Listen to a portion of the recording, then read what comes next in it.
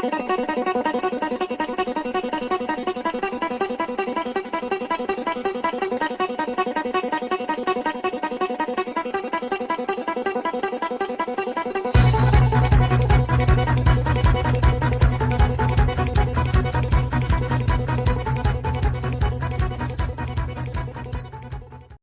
guys, I want to cover a little something. This shouldn't be very long. I was last week just finished up a Cadet Tactical program at a military adventure camp in Kentucky. It was put on by a friend of mine who's the head of the tactical training cadre at the camp, and he came to me and asked if I'd help him put this program together. And what it consists of is as of right now, it's 3 days. The first half of it, or the first part of the class is, actually I have to say the first third really, is medical. It focuses on the tactical combat or tactical emergency casualty care. And we go through the basics behind the March algorithm, which is, massive hemorrhage, airway, respirations, circulation, and then head injury, hypothermia issues. And then to make it more relevant to what they do, because I've also taught a improvised first aid out there before, is I teach them some improvised methods and techniques to use if you don't have all the things like the cat tourniquets and so on, what you can use, and then improvise a way to do splinting and slings, using things that you have on hand, your clothing and so on. And then we take that to the next phase, is the tactical side of it, which is they learn very basic building and room clearing, how to move as a team, threat identification, and then how to provide security for the medical team if they have them. And then from there, we take the two and we merge them together. And we do basic tactical scenarios where they do room clearing and movement, and then they have to provide security for the medical team while the medical team evaluates, treats the injuries, and then comes up with an evacuation plan to evacuate them to a casualty collection point. Then from there, we actually take them a couple of times through scenarios where they have to do longer distance travel, carries and transfers to places like landing zone or something like that. And I have to say I've been impressed. There's obviously been some snags, but I've been impressed. And I'm hoping that this program continues because I love teaching it. I'd love to be able to expand it. We've done it in 2 phases. We did a basic, and then we did an advanced, 3 days each, 2 separate weeks. But I would love to be able to take it basic and advanced in 1 week, because I think we could do it without any trouble. Because a lot of what we had to do from week 1 to week 2 was we had to go back and review a lot, and it we could have done away with that day and done in 4 to 5 days. We could have probably done the full program, but that's all right. It's different groups of kids, and I love teaching it. And I'm by no means an expert when it comes to the tactical side of it. I do know room clearing as far as 1 and some 2 person room and building clearance work, but that's not my primary. My primary is medical and then defensive firearm. But I love doing it.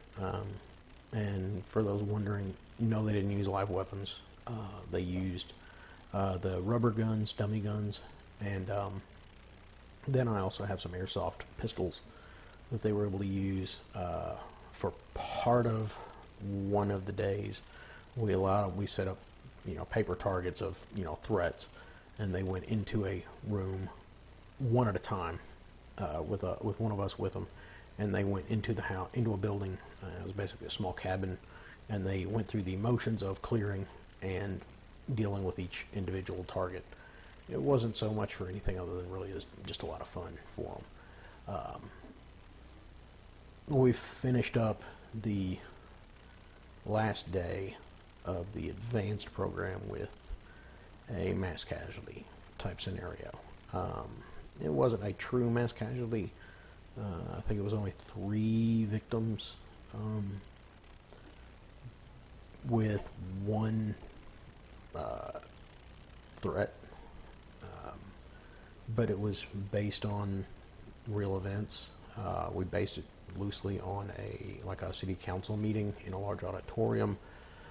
Had a table set up with chairs. Had a gunman basically had come in, started shooting. We had 3 victims, and we had a lot of fake blood. We did warn the kids beforehand. They knew what they were going to find, as far as the blood and some simulated moulage type injuries, but they didn't know exactly what. They also had to deal with a person, me, playing the role of someone who had been hiding and was terrified and went running and didn't want to listen to what was going on when they were giving them orders, and they had to deal with it. And I have to say, I was impressed. They set the bar very, very high in this program.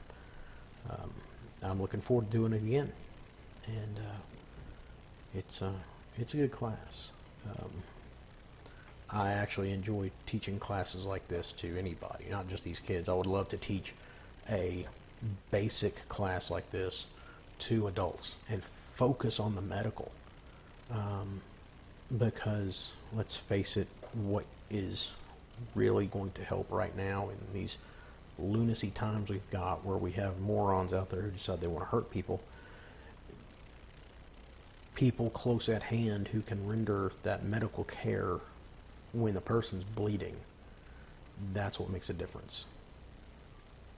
I ride on a fire truck. I've ridden on an ambulance, but what somebody else does before we get there is what matters. That's what really decides who lives and dies in a situation like that. Massive bleeding is the #1 cause of death that's preventable. And, learn to do something about it. It's not difficult. I mean, there is a video I saw just recently. It was from somewhere, I believe in Latin America, where a guy was putting a cat tourniquet just like this on a person in a class, and this gentleman had no hands. He was missing at or just above the wrist, and he put a cat tourniquet on. If they can do it, anybody can. It's not a difficult skill. It's just a skill you need to learn. Don't learn it by just watching YouTube. You need to learn it by seeing it done in person and doing it with somebody watching, so you know when you're doing it right.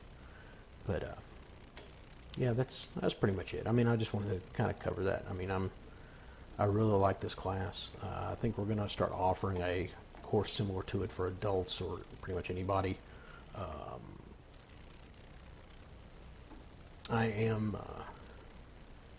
authorized. I just got to get the equipment purchased. I am a UTM instructor, so we can do the modified firearms, using the UTM rounds, the man marker type rounds.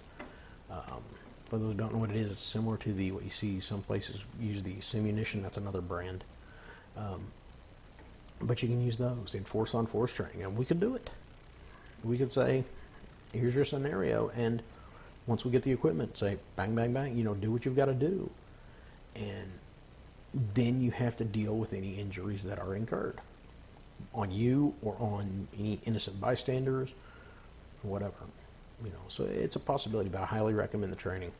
But more so, I just wanted to really, really get on here and tell everybody that was an awesome program. I really enjoyed teaching it, and I look forward to teaching it again. So until next time, train hard, train safe.